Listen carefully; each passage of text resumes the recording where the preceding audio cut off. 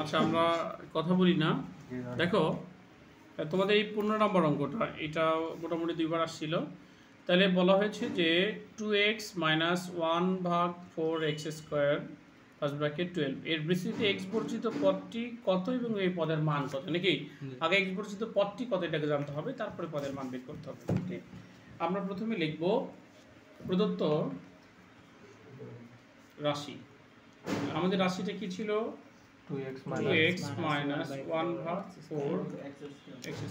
আবার কি ছিল? 12 ছিল, নাকি? এবার লিখব মনে করি। কি লিখব? মনে করি প্রদত্ত রাশিটির বিস্তৃতিতে r+1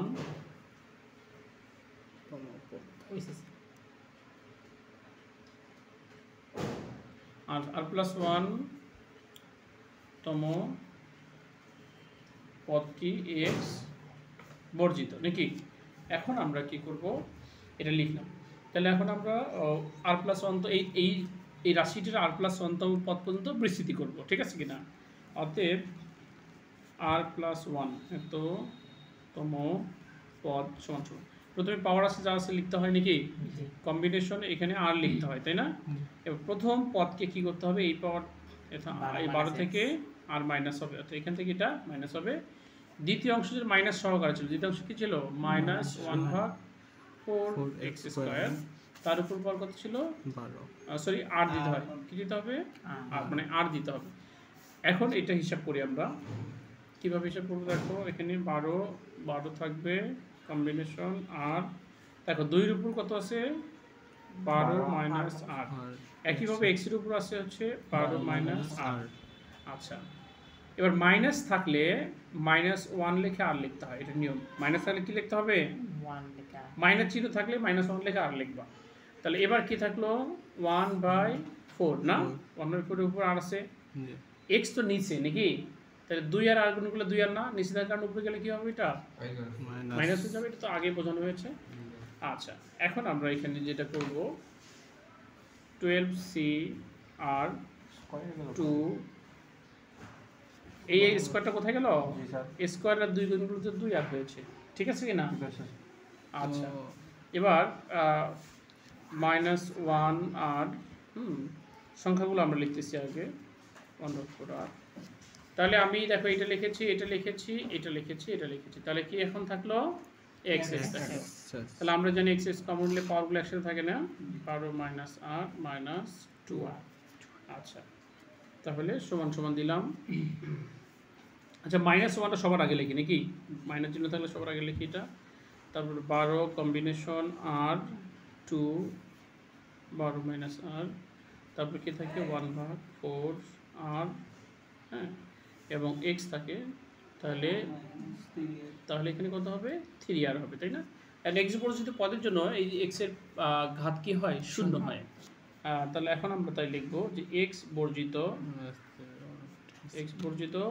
পদের জন্য যে পাওয়ারটার মান ছিল, ঘাত ছিল, x এর ঘাত কি হবে? 0 হবে, বা -3r থাকবে। -12 +12 এখানে আসলে কি হবে? -12, তাই না? মাইনাস মাইনাস কাটা গেল, তাহলে এই 3 ওই পারে গেলে কি হবে? ভাগ হয়ে যাবে। অতএব r সমান সমান ভাগ করলে কত হবে? 4 হয়ে যাবে। আর এর মান 4।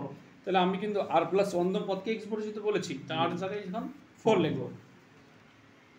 অতএব এখন যেটা লিখব যে অতএব তাহলে 4 + 1 এত বাদ যোগ করলে কত হবে? 5, তাই না? অতএব 5তম পদটি x বর্জিত, তাই না? x বর্জিত। এখন আমাকে x বর্জিত পদের মান বের করতে হবে। তাহলে x বর্জিত পদের মান, x বর্জিত পদের মান বলতো, x বর্জিত পদের মান কিভাবে বের করব? এই যে বিস্তৃতি আমরা করেছি, এই বিস্তৃতির মধ্যে x বাদ দেবো, বাদ দিয়ে যেখানে যেখানে আর আছে আর এর জায়গায় আমি 4। আর এর মান কত? 4। বুঝাই এই বিস্তৃতিতে x বর্জন করে দেবো, বাতিল করে দেবো, যে বাকি যে অংশটা আছে প্রত্যেকটা আর এর জায়গায় আমি করব। তাহলে x বর্জিত পদের মান তাহলে আমাদের ছিল -1 ছিল, এখানে কত ছিল?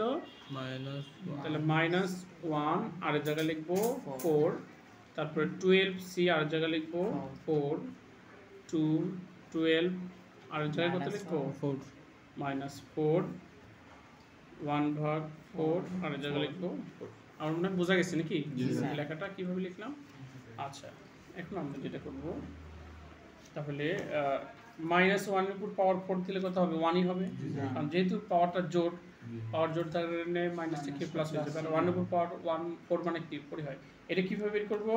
তাহলে 12 শিফট, দেখো এটা কিভাবে বের করব? 12 শিফট ভাগ চিহ্ন চেপে 4 চাপবো, তাহলে আমাদের এটা এসে যাবে 495। তাহলে এই 12 থেকে 4 বাদ দিলে কত হয়? 8। তো 2 এর উপর পাওয়ার আছে না, তাহলে 2 এর উপর পাওয়ার 8 দাও, তাহলে 256 গুণন, এখানে 1 এর উপর পাওয়ার 4 মানে তো 1ই হয়, তাহলে 4 এর উপর পাওয়ার 4, এটা কত হবে? 256। এই যেটা মিলে গেছে, তাহলে এটার সঙ্গে গুণ করলে কত হবে? 295। এটাই হবে আনসার।